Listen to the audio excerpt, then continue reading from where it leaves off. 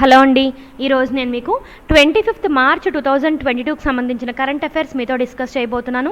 Let start our class. Our first current affair is IIT Madras and TCS to launch MTech course in Industrial Artificial Intelligence. IIT Madras, IIT అంటే Indian Institute of Technology Madras, as well as TCS. TCS is going to launch jointly an MTech course in Industrial Artificial Intelligence.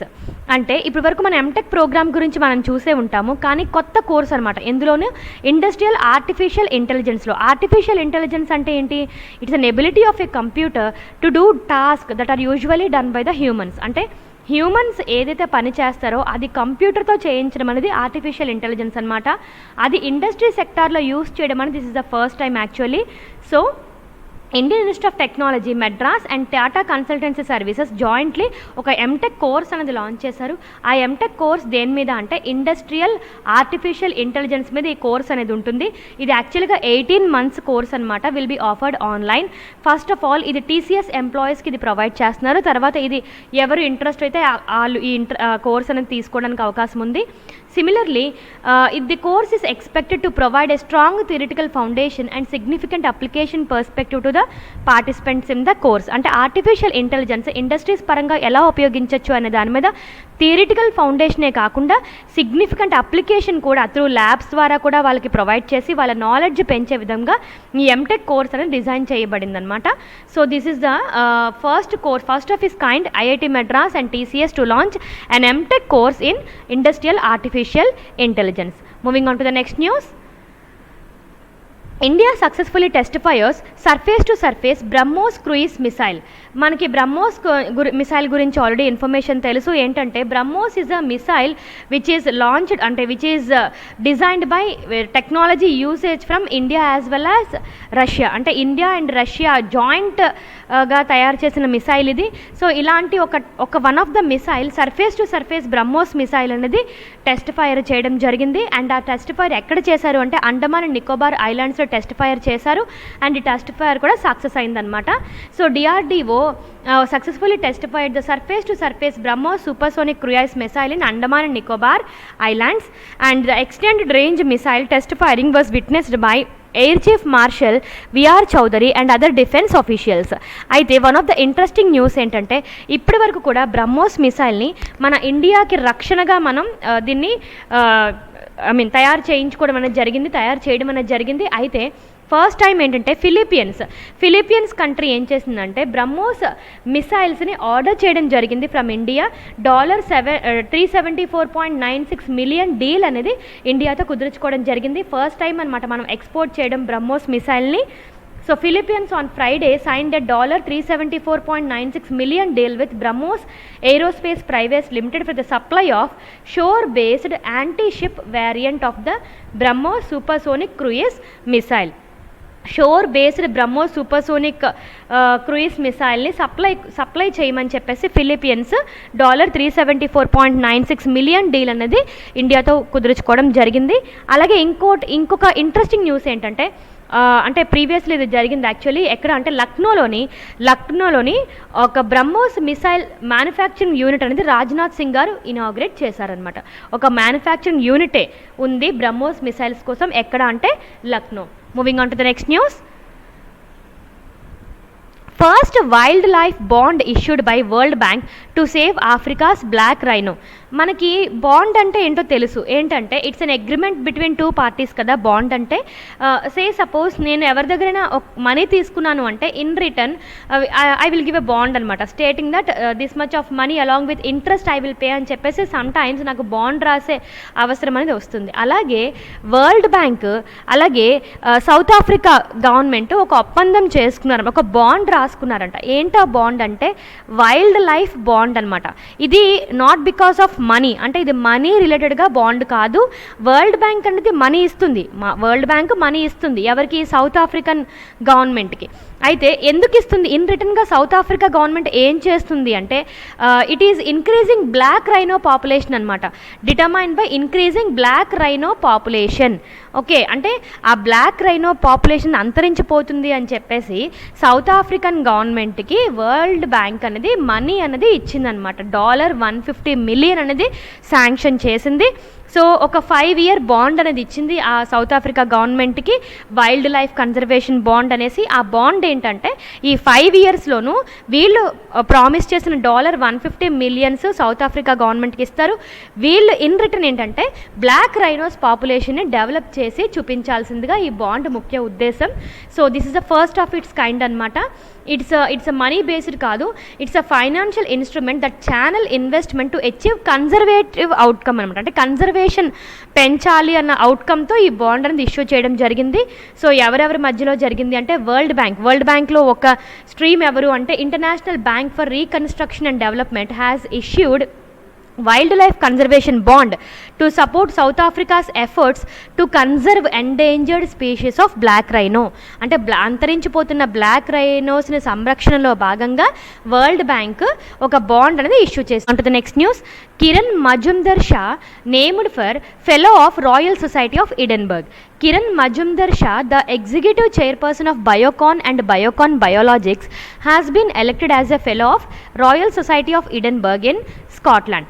స్కాట్లాండ్లోని ఒక royal Society of ఎడిన్బర్గ్లోని ఒక fellow మెంబర్గా ఎన్నికైన వ్యక్తిగా కిరణ్ మజుందర్ షా గారు న్యూస్లో రావడం జరిగింది. So it is one of the oldest and most respected academic society అనమాట. It's an academic society. అందులోని science, arts, education, business, public life ఇలాంటి ముఖ్య అంశాల ద్వారా they're improving the world around them అనమాట. They will show the impact to improve the world around them. So అలాంటి ఒక important Royal Society of ఎడిన్బర్గ్లో ఒక ఫెలో మెంబర్గా ఈ కిరణ్ మజుందర్ షా గారు ఎన్నికవడం జరిగింది. సో బయోకాన్ చీఫ్ ఈమె is among the 80 luminaries to be appointed as RSC fellowship for this year. Moving on to the next news. Indian Army with Maharashtra Police conducted Suraksha Kavach 2 exercise. ఇది యాక్చువల్గా మనం exercise కోసం వినే ఉంటాము కదా, అంటే India వేరే కంట్రీతో ఎక్సర్సైజ్ అనేది కండక్ట్ చేయడం అనేది మనం రీసెంట్ న్యూస్లో చూస్తూనే ఉన్నాము. ఇది ఇండియా, ఇప్పుడు నేను చెప్పబోయే ఎక్సర్సైజ్ ఇండియా బయట కంట్రీతో కాదు, Indian army with Maharashtra police. Indian army Maharashtra పోలీస్తోని ఒక ఎక్సర్సైజ్ అనేది కండక్ట్ చేసింది. ఏంటంటే సురక్షా కవచ్ 2 అనమాట. Indian army's Agnibaaz division organised a joint exercise Suraksha Kavach 2 with Maharashtra police at Pune. The exercise aimed to counter anti terrorist actions in Pune. So anti terrorist actions ఏవైతే ఉంటాయో వాటి మీద ఇంకొంచెం అవగాహన కల్పించడానికి, ఎదుర్కోవడానికి, సామర్థ్యం పెంచుకోవడానికి ఈ యొక్క ఎక్సర్సైజ్ అనేది చేసుకోవడం జరిగింది between Indian army as well as Maharashtra police. The exercise involved the participation of counter terrorism task force of the Indian army, anti terrorism squad of Maharashtra police, along with the quick reaction teams, dog squads and bomb disposal teams of both the agencies. The exercise aimed to harmonise the drills and procedures undertaken by army and police to counter terrorism. So counter terrorism లో ద్వారాగా ఈ యొక్క exercise అనేది చేయడం జరిగింది in between Indian army and Maharashtra police. దాని పేరు ఏంటి అంటే సురక్షా కవచ్ 2. రేపొద్దున మీకు ఎగ్జామ్స్లో Suraksha Kavach 2 is an exercise between Indian ఆర్మీతో ఎవరికి అనేసి అంటే మహారాష్ట్ర పోలీస్ అన్నమాట. Moving on to the next news. Uniform Civil Code that is going to be implemented in Uttarakhand. Uniform Civil Code means same law will be applicable to all the religious communities in matters such as marriage, divorce, inheritance and adoption. అంటే ఇప్పుడు మనకి కోర్టులో supreme కోర్టులో ఏంటంటే criminal cases ఉంటాయి, అలాగే civil cases కూడా ఉంటాయి. క్రిమినల్ కేసెస్ అంటే ఏంటంటే మర్డర్ కేసెస్, రేప్ కేసెస్, ఇవన్నీ క్రిమినల్ కేసెస్ కింద వస్తాయన్నమాట. సపోజ్ ఏ అనే వ్యక్తి బి అనే వ్యక్తిని మర్డర్ చేసినట్టయితే అది ఏ స్టేట్లో జరిగినా శిక్ష అనేది ఒకేలా ఉంటుంది. కానీ సివిల్ కేసెస్ ఏవైతే ఉంటాయో లైక్ మ్యారేజ్ అవ్వనివ్వండి, డివోర్స్ అవ్వనివ్వండి, లేకపోతే ప్రాపర్టీ అవ్వనివ్వండి, సో వీటి గురించి కేసెస్ ఏవైతే ఉంటాయో డిపెండ్స్ ఆన్ రిలీజియన్, అవి మారుతూ ఉంటాయన్నమాట. కానీ ఉత్తరాఖండ్ గవర్నమెంట్ ఏం చేస్తుందంటే ఇప్పుడు సివిల్ కేసెస్ని కూడా యూనిఫామ్ చేస్తామని చెప్పేసి ఒక ప్రకటన ఇవ్వడం జరిగింది. Uttarakhand will become the first state in the country to implement Uniform Civil Code. Newly elected Chief Minister of the Hill State, Pushkar Singh Dhami, made the announcement on Thursday. The Uniform Civil Code calls for the formulation and implementation of uniform law entire the country. So అసలు uniform civil code అంటే ఏంటంటే implementation of uniform law for the entire కంట్రీలోని ఒకే law ఉండాలి అని చెప్పడమే uniform civil code యొక్క ఉద్దేశం. సో అది క్రిమినల్ టైప్లో ఉంది కానీ సివిల్కి ఇప్పటి వరకు లేదనమాట. సివిల్కి depends on religion, depends on state, ఆ రూల్స్ అనేవి మారుతూ ఉన్నాయి. కానీ ఉత్తరాఖండ్ మట్టికి సో ఎంటైర్ ప్లేస్లోని మొత్తం యూనిఫామ్ సివిల్ కోడ్ అనేది చేస్తామని చెప్పేసి చెప్పడం జరిగింది. This uniform law will be applicable to all the religious communities in matters such as marriage, divorce, inheritance of property. అంటే ఉత్తరాఖండ్ స్టేట్లోని ఇప్పుడు అందులోని ముస్లిమ్స్ ఉండొచ్చు, హిందూస్ ఉండొచ్చు ఉత్తరాఖండ్లో. సో నెంబర్ ఆఫ్ రిలీజియస్ ఉండొచ్చు. కానీ ఎవరైనా కూడా మ్యారేజ్ పరంగా కానీ లేకపోతే సివిల్ పరంగా ఏదైనా క్రైమ్ చేసినట్టయితే అందరికీ ఒకటే శిక్ష అనేది అమలు అవుతుంది అని చెప్పడానికి ఉత్తరాఖండ్ ప్రభుత్వం ముందుకు రావడం జరిగిందనమాట, as per article 44 of the Indian constitution. Moving on to the next news. Malaysia to host 4 nations for Bersama Shed 2022 military exercise. Malaysia host చేస్తుందన్నమాట ఒక మిలిటరీ ఎక్సర్సైజ్కి. ఆ మిలిటరీ ఎక్సర్సైజ్ పేరేంటి అంటే బెర్సమా షీల్డ్ 2022. ఈ బెర్సమా షీల్డ్ 2022 ఏ నేషన్స్ యొక్క military exercise అంటే 4 nations అనమాట. Australia, New Zealand, Singapore and United Kingdom. ఈ 4 కంట్రీస్ కలిపి ఒక మిలిటరీ ఎక్సర్సైజ్ అనేది చేస్తున్నాయి. దాని పేరేంటంటే బెర్సమా షీల్డ్ 2022. ఈ బెర్సమా షీల్డ్ 2022న 4 నేషన్స్ మిలిటరీ ఎక్సర్సైజ్ హోస్ట్ చేస్తున్న కంట్రీ ఏంటంటే మలేషియా అనమాట. మిలిటరీ ఎక్సర్సైజ్ అనేది చాలా ఇంపార్టెంట్. ఇప్పుడు ఈ మధ్య జాయింట్ మిలిటరీ ఎక్సర్సైజ్లు ఉన్నాయి. అలాగే ఈ టైప్లో ఇలా 4 నేషన్స్ ఇలా కలిపి ఒక మిలిటరీ ఎక్సర్సైజ్ స్టార్ట్ చేయడం ఇవన్నీ కూడా రీసెంట్గా జరుగుతూ ఉన్నాయి.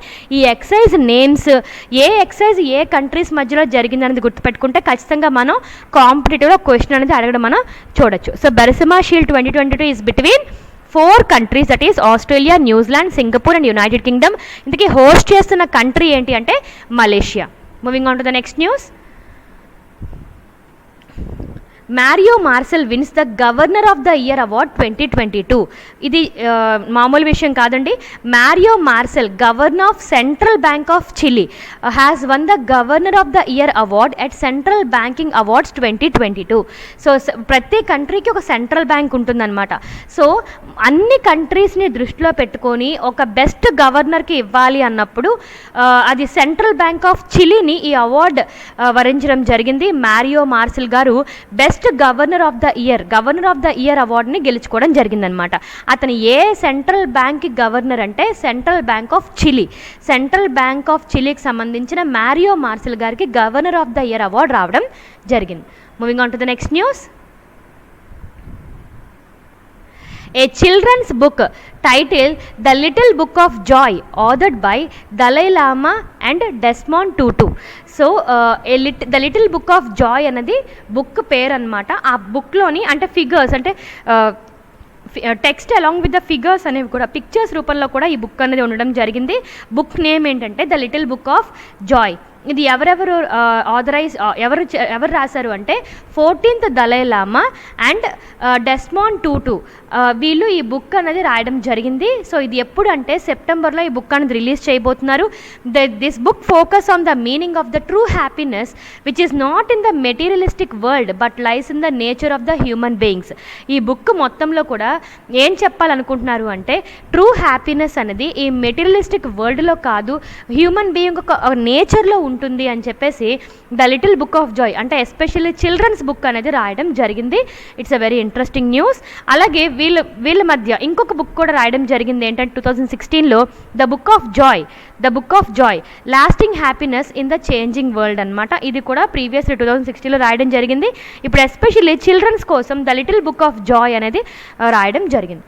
Moving on to the next news. International day of సాలిడరిటీ with detained and missing staff members 2022. International day of solidarity అంటే యూనిటీ అనమాట. విత్ డీటైన్డ్ అంటే ఏంటి, ఎవరైనా సరే బలవంతంగా కస్టడీలో తీసుకుంటే వాళ్ళని డీటైనింగ్ అంటారు. సో ఇప్పుడు జర్నలిస్ట్ అవ్వచ్చు, లేకపోతే పోలీస్ స్టాఫ్ అవ్వచ్చు, కొంతమందిని అంటే కిడ్నాప్ చేసిన సంఘటనలు అనేవి కొన్ని దేశాల్లో జరుగుతూనే ఉన్నాయి. అంటే వాళ్ళు ఏమైనా అన్యాయం మీద పోరాడితే వాళ్ళు కనిపించకుండా పోవడం అనేది సాధారణంగా జరుగుతూనే వస్తుంది కొన్ని కంట్రీస్లో. సో అలాంటి వాళ్ళ కోసం వాళ్ళ కొలీగ్స్ జరిపే పోరాటానికి ఒక డే అనేది గుర్తిస్తూ, అంటే international day of solidarity unity అనమాట. అంటే కొలీగ్స్ మధ్యలో యూనిటీ మీద ఒక డే అనమాట. So international day of solidarity with detained and missing staff members. So ఆ మిస్సింగ్ స్టాఫ్ మెంబర్స్ ఎవరైతే ఉన్నారో వాళ్ళు కనబడకపోవడాన్ని ఆ కొలీగ్స్ వాళ్ళు జీర్ణించుకోలేక వాళ్ళ గురించి జరిపే పోరాటంకి గుర్తుగా ఒక డే అనేది ఉంటే బాగుంటుందని చెప్పేసి 25th March ఎవ్రీ ఇయర్న United Nations observes the international day of solidarity with detained missing staff members అని చెప్పేసి చెప్పడం జరిగింది. ఆ డే అనేది especially mobilise action, demand justice and strengthen our resolve to protect staff and peacekeepers as well as our colleagues in the non governmental community and the press. So ఎవరైతే colleagues ఉంటారో వాళ్ళ యొక్క justice కోసం demand పర్పస్లో ఈ day అనేది జరుపుకోవడం జరుగుతుంది. For example, abduction of Alec Collett, a former journalist who was working for the United Nations Relief and Work Agency for Palestinian refugees. So అతను కనబడకుండా అయిపోయారు. So he was abducted by the armed gunman in 1985. His body was finally found in Lebanon valley in 2009. So 1985లో అతను kidnap చేయబడ్డారు. 2009లో అతను body అనేది found చేయడం జరిగింది. So అతను పాలస్తీన్ రెఫ్యూజీస్ కోసం పోరాడిన వ్యక్తి, అతను అలా కనబడకుండా అయిపోయారు. సో ఇలాగా ఎవరైనా వర్క్ ప్రొఫైల్లో కొంతమంది ఏంటంటే కనబడకుండా వెళ్ళిపోయిన వాళ్ళ కోసం వాళ్ళ కొలీగ్స్ జరిపే పోరాటాన్ని ఒక డేగా పరిగణిస్తే అదే international day of solidarity with detained and missing staff members. Moving on to the next news. Former Chief Justice of India R.C. Lahoti passes away. Former Chief Justice of India Ramesh Chandra Lahoti passed away at the age of 81 years. So ఇతను ఎవరు? Farmer chief justice అనమాట. ఒక్కోసారి మన ఎగ్జామ్లో ఎన్నో chief justice అని కూడా అడగచ్చు. 35th chief justice of India. So he has passed away with age related issues. So former chief justice of India R C అంటే Ramesh Chandra Lahoti passes away. Moving on to the next news. Last but not the least, creator of the JF format Stephen Wilhite passes away. మనం ఇప్పుడు JF ఫార్మెట్లో చాలా వరకు మనం చేస్తూ ఉంటాం graphical interchange ఫార్మెట్లో. So అలాంటి ఫార్మెట్ని create చేసిన వ్యక్తి చనిపోవడం జరిగింది. Stephen Wilhite, the creator of JF format, passed away at the age of 74 due to COVID-19 related issues. So this is about 25th March 2022 current affairs. Hope you like it. Thank you.